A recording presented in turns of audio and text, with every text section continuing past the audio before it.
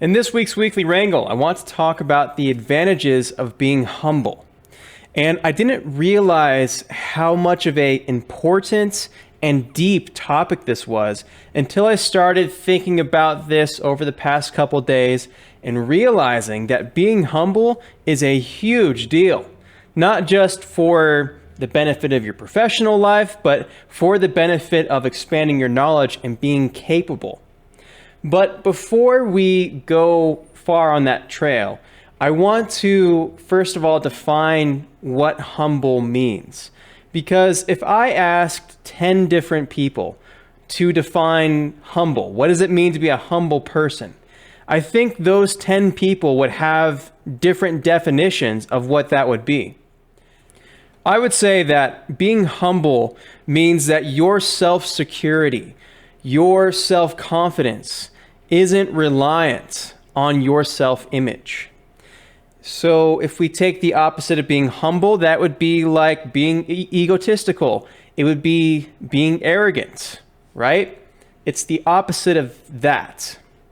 And one thing about being humble is that it's not the same thing as being shy. It's not the same thing as being or lacking self-confidence. You can be a confident person and still be humble. And it's also not the same thing as people who are meek or people who are wanting to just blend in on the background, who are passive. That's also not the same thing as being humble. Being humble means that, again, your self-worth, your self-confidence isn't dictated by your own self-image. And this brings us to our first advantage with being humble, and that is humble people don't have their securities rooted in themselves, rooted in their self-image. They're rooted in something else. And that's really interesting. It's more interesting than the person who's just consumed with themselves, right? The person who's consumed with themselves is only as interesting as the person that they're trying to be or that they would like to be. But people who are humble, who have their values and their confidence rooted in things that are beyond their understanding, that they believe in, that they adhere to, are more interesting because the depth that that person can go is much greater than the depth of somebody who's just trying to obsess with themselves all the time. It's hard to say exactly what that is when you're talking with somebody, but whenever I talk to somebody who's humble, I want to talk with them more. Probably because they're probably letting me talk more, but also probably because of the fact that the humble person goes beyond themselves and it goes into things that are more interesting. So I guess a takeaway for that is humble people are naturally more interesting. Another advantage to this is that humble people are easier to work with. And I know that many of you have tried to work with somebody who's egotistical or self-centered or who never listens. And it's very, very difficult. And it just wears on you when you have to deal with somebody who is not humble, who is going to get upset at any sort of critique or perceived critique of whatever they're doing. And what's interesting is that if you're a humble person, and let's say that, you're working a cashier job at Target or something, and your job is pretty straightforward. It's to do what your boss says, which is to ring people out at the cash register. A humble employee is so much more pleasant to work with as a coworker, as well as a boss, because they're also not bringing as much negativity to the mix. Right? An employee isn't going to get all down on themselves and think badly of themselves as a cashier or try to think of themselves as less because they're not a manager, because they're not a rocket scientist or whatever, right? And because of that fact, they're not going to bring a lot of attitude and negativity to the situation. And the coworkers, the managers always appreciate that. Because the humble person has an easier time staying positive than the person who's egotistical and has their ego basically pushing them towards that negativity. Now that's an employee, right? And so let's now take a manager or a supervisor who's humble. Would you rather work for a humble supervisor or a manager who's arrogant and egotistical? I think everyone knows the person that's going to have more peace and more productivity and better vibes is the manager who's humble, who's not trying to lord him or herself over other people to satisfy their ego. And that's extremely important as well. So no matter where you are on the food chain here, being humble is going to work to your advantage because it's more pleasant to work with humble people.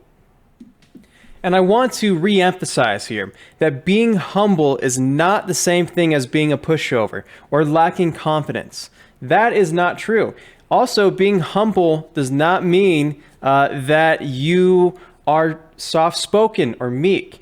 Again, it simply means that you're the kind of person who doesn't need to have your ego satisfied, who doesn't find the inspiration and the self-confidence and the drive as a person through yourself, who isn't always talking about yourself, who doesn't really care about yourself to the extent that you care about other things more. So that's, in my opinion, a better definition of being humble. Some people confuse that and they think, oh, a humble manager, a humble boss, well, they're just not strong. They're just not a powerful leader who can get things done. But that's not the same thing. So I just want to make that clear. It's a matter of insecurity and where that comes from. And another advantage of being humble is that I truly think that humble people are stronger than egotistical people.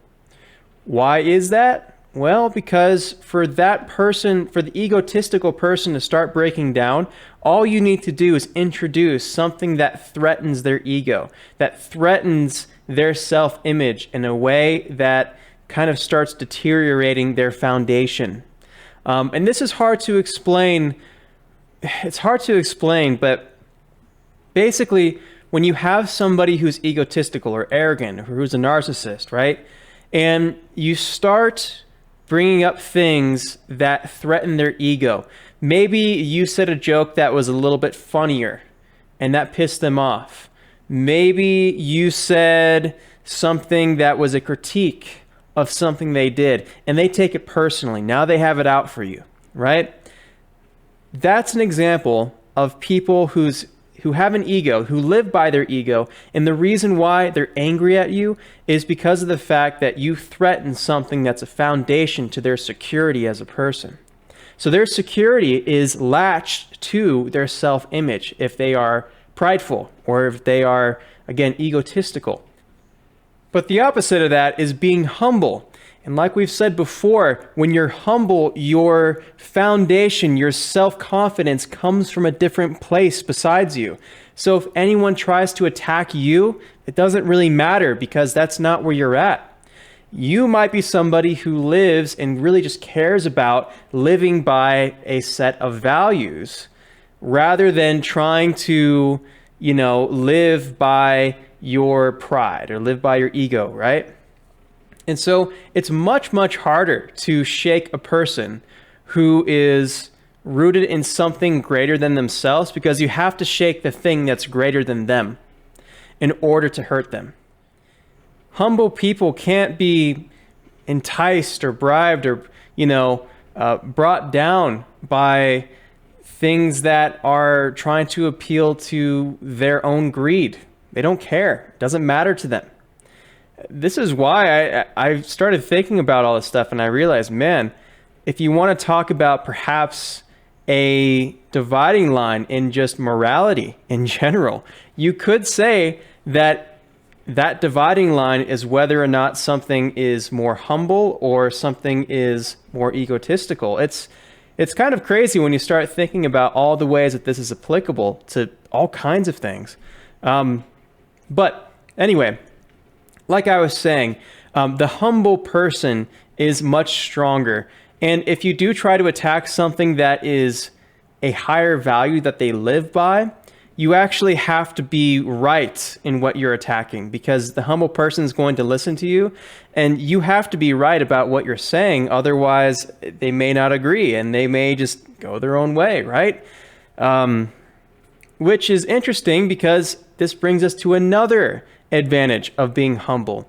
And that's the fact that humble people are willing to step back and ask themselves if they're wrong about something, which means that they're more likely to be the person that uncovers truth, and they're more likely to be the person that experiences growth because of the fact that they haven't concluded prematurely that they know what something is.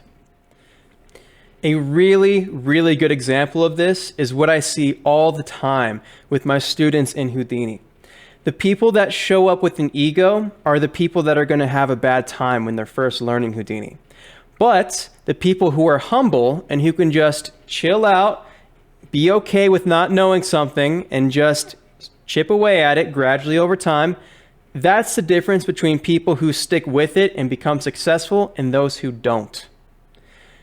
If you're somebody who is not humble and you are more egotistical and you are more arrogant in your attitude, you have a lot to lose when Houdini basically tells you that you're stupid and that you don't understand something. You have a long way to fall if, let's say, you reach VOPS and you don't understand what's going on and you get super frustrated and you start cursing the devs and you start saying, oh, this program's overrated, it's shit, and it's all this and that.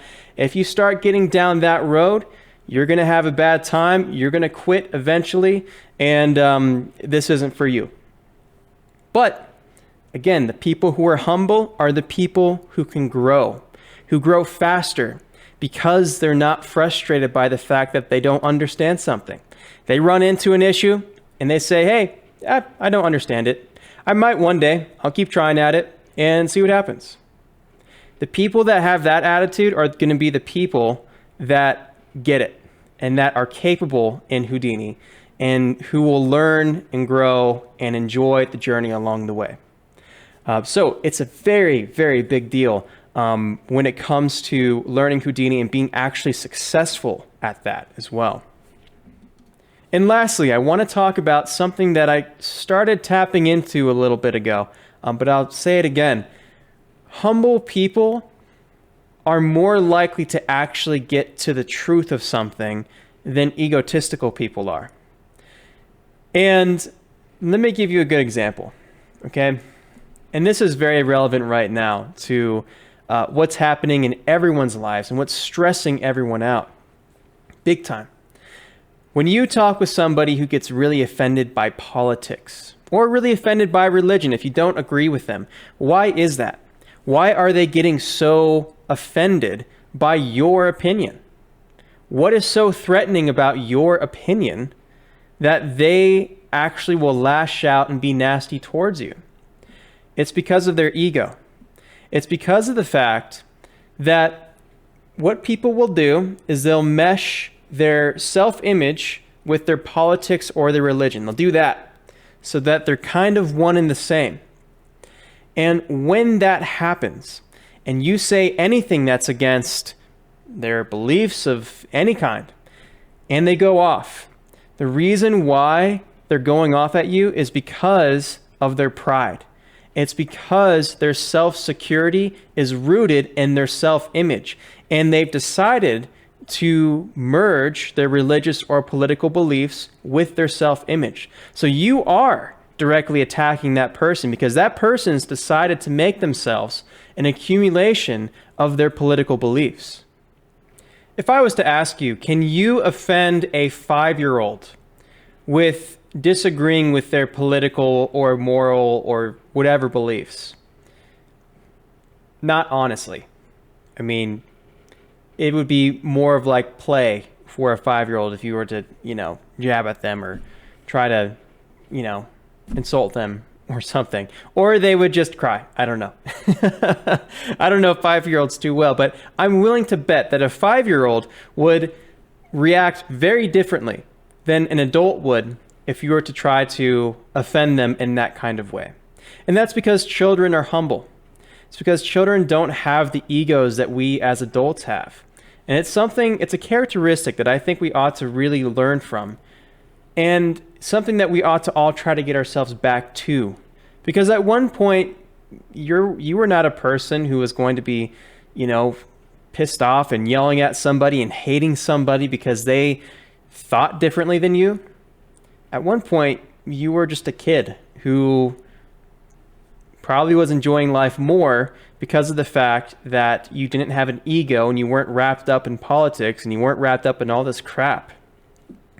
Humble people are more resilient because they try to take on more of that childlike honesty and being humble and just integrity, right? They don't really care about their ego until they get older. And probably till they hit middle school, that's when they start realizing that that's there and they can hurt other people's ego and they can hurt other people. I mean, that's kind of when they start getting conscious of those sort of things. But it really is an admirable trait to not care about your own self-image and to care about things that matter, like finding truth, like having open, honest dialogue and conversation with people, like trying to understand other people's points of view if you disagree with them. And again, it's not about being wishy-washy. It's not about being weak or any of those things. It's about what's going to offend you and what's going to hurt you and what you're going to allow to hurt you. So anyway, that is a bit about being humble, my friends. And I really do hope that we all try to be more humble in who we are, because it's going to make you a stronger person, a happier person, and a more pleasant person for all the people around you.